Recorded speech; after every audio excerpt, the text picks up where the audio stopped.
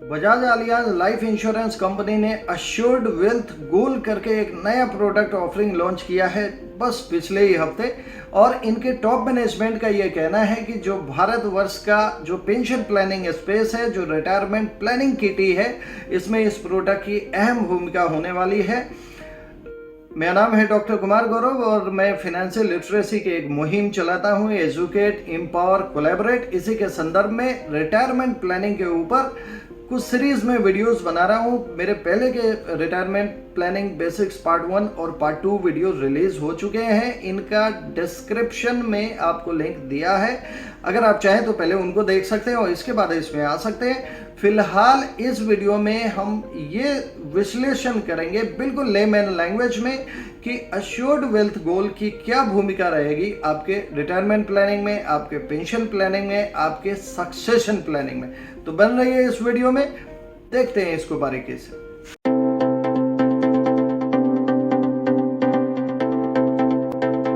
देखिए, pension products क्या होते हैं ये आपको पता है।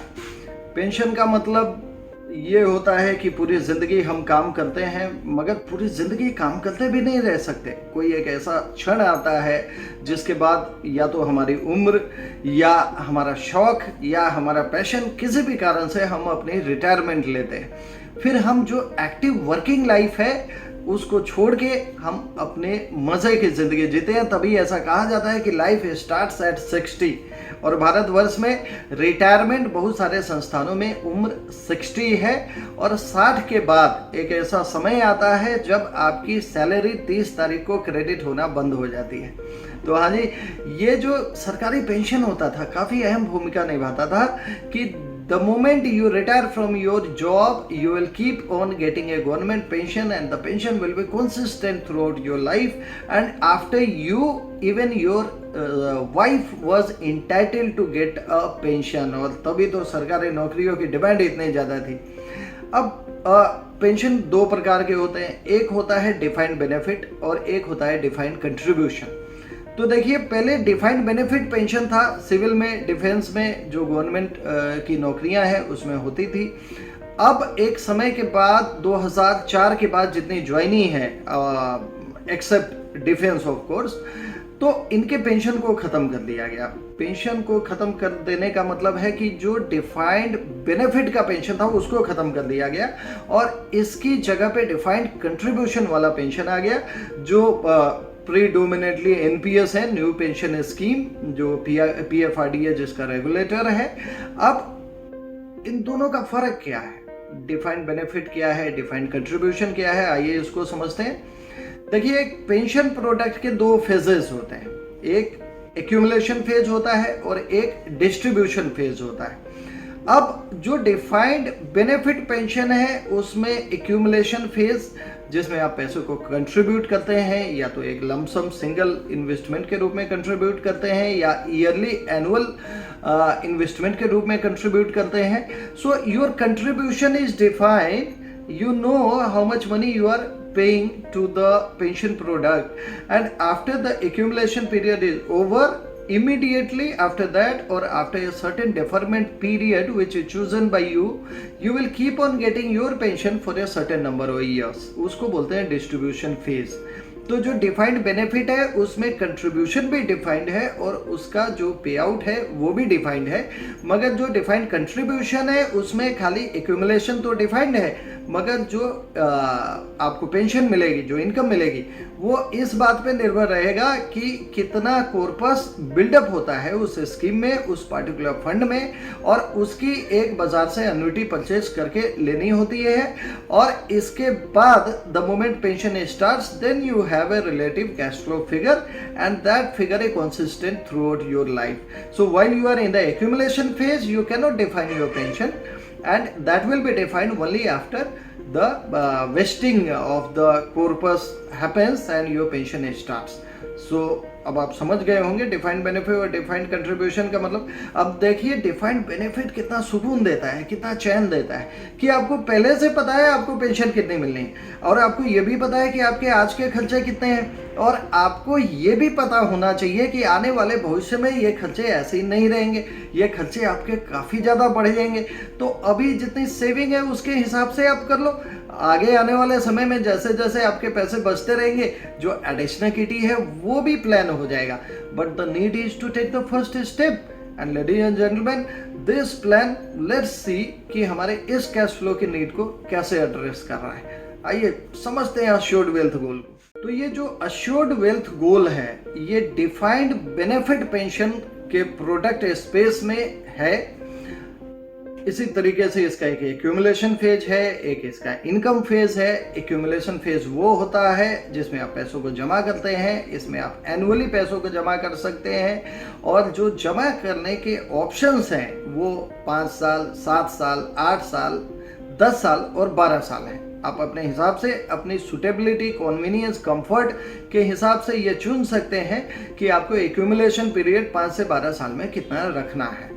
इसके बाद इनकम स्पेस आता है। उस इनकम स्पेस में जो इनकम पीरियड है उसमें 2 ऑप्शन एश्योर्ड वेल्थ गोल आपको देता है, एक 25 साल का, एक 30 साल का।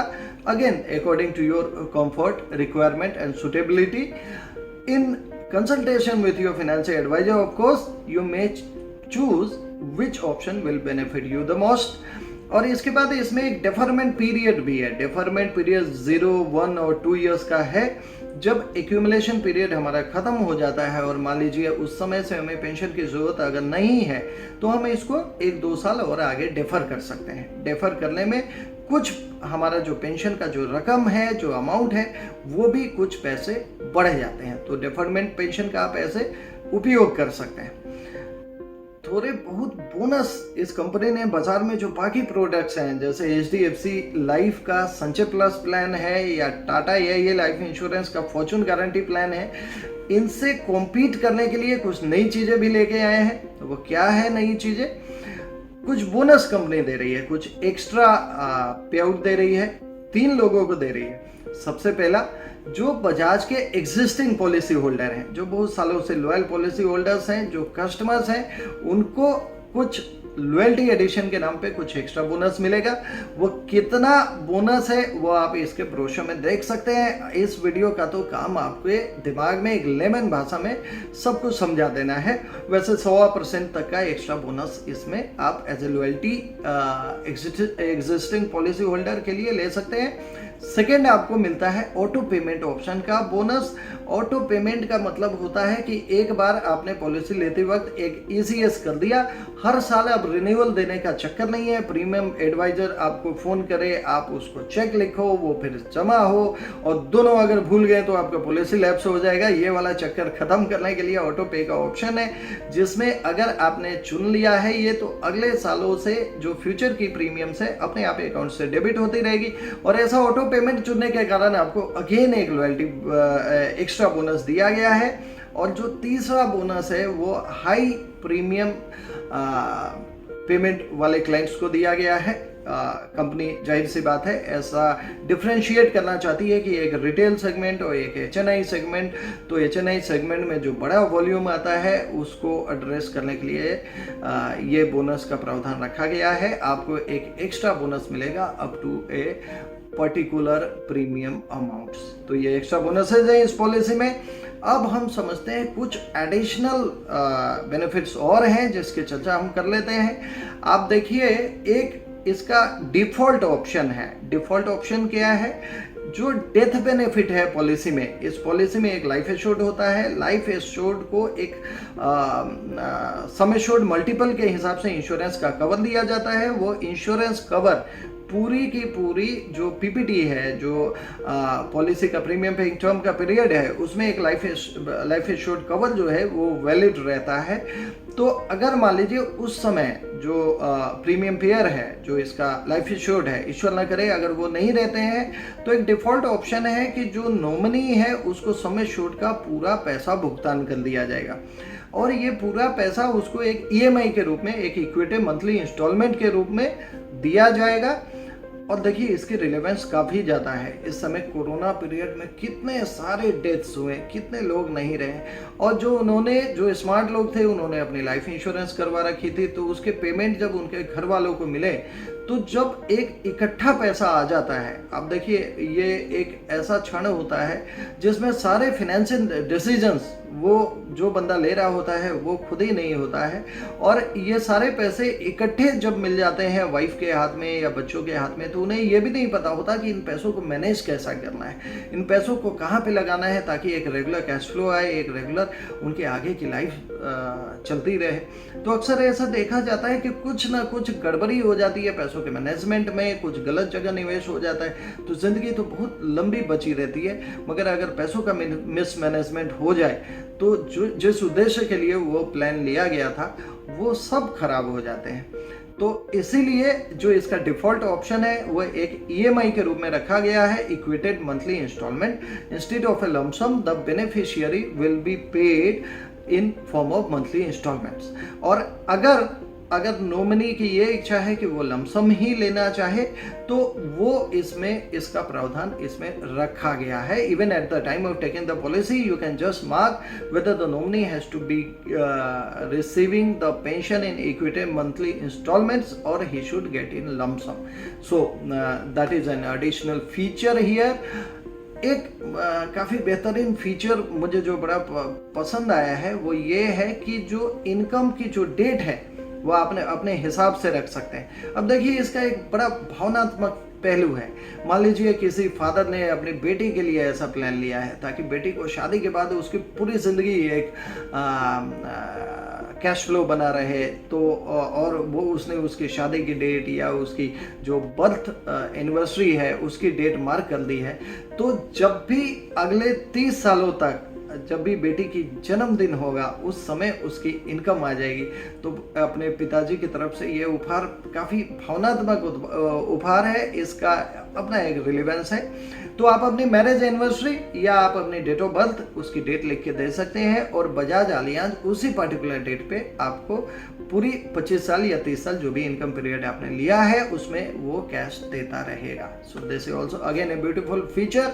Now there is a third feature also कि in the tenure of the premium paying term you can alter the frequency of the payment। जैसे मान लीजिए पहले साल में आपने ईयरली लिया है प्रीमियम पेमेंट का, अगले साल से अगर आप क्वार्टरली या हाफ ईयरली या मंथली करना चाहें तो इसको कर सकते हैं। और ये जो फीचर है ये इनकम पेड ऑप्शन में भी लागू रहेगा। इसका मतलब एक बार जो पेंशन मिलना शुरू हो जाए तो आप अपने एनुअल को क्वार्टरली कर सकते हैं, क्वार्टरली को मंथली कर सकते हैं। Whatever you can do at particular intervals at stipulated times you will have to notify the company and the company will do this for you. So ये सारी चीज़ें तो अच्छी बातें हो गई इस प्लान्स की। इस प्लान्स का जो IRR है जो कंपनी क्लेम कर रही है वो around more than 6% for 12 years PPT option. ऐसा 6% के ऊपर कंपनी का ऐसा दावा है कि ऐसा दे रही है और mathematically you can derive it. 6% का ऑप्शन अभी लग रहा है कि FD के बराबर है, मगर सबसे पहले ये देखो कि ये टैक्स फ्री है तो FD के बराबर तो हुआ नहीं। FD से बहुत you are saving lot of tax. सबसे बड़ी जो विशेषता होती है इन प्लान्स में कि जो अगले 10 सालों या 12 सालों का जो कैश फ्लो है वो भी आप इसी पर्टिकुलर रेट पे फ्रीज कर लेते हैं। तो आज जो रेट इंटरनल रेट और रिटर्न जो आज है वही आपका 10 साल बाद जो आप पैसे निवेश करेंगे उस पे भी वही लगेगा। So sitting here right now you freeze your deposit rate for the next 10 or 12 years as per the PPT which you have chosen. So that is again a beautiful feature. आप एक अनसर्टेनिटी को दूर कर रहे हैं, अपने एक life deposits का इंतजाम कर रहे हैं। कुछ ऐसे फीचर्स होते हैं जैसे मान लीजिए लोगों के मन में ये शंका होती है कि हमने प्लान ले लिया 10 साल का और 12 साल का और मान लीजिए हम प्रीमियम न दे पाए तो क्या होगा।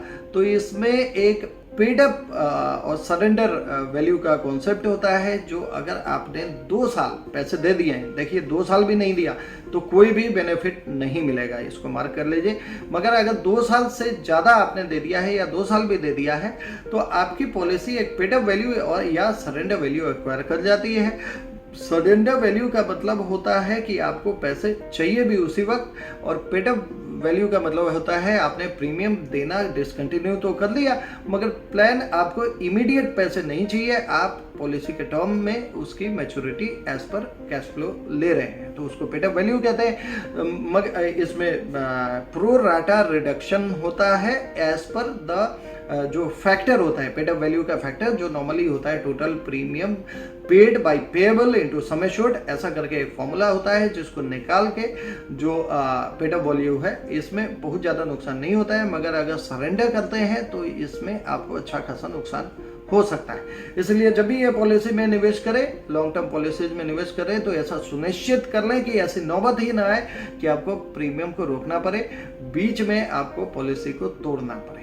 देखिए, हमारी प्लानिंग जितनी लॉन्ग टर्म होगी और शॉर्ट टर्म और मिड टर्म, इन तीनों का बैलेंस होना चाहिए, तभी जाके फुल पैकेज प्लान बनता है। एक अगर फिनेंशियल फ्रीडम आपको चाहिए तो एक जो किचन का खर्चा है, अमूमन आजकल जो म्यूचुअल फंड और पीएमएस और इक्विटी, बहुत लोग काफ़ी उत्साहित हो रहे हैं कि सारे पैसे इसी में डाल दें।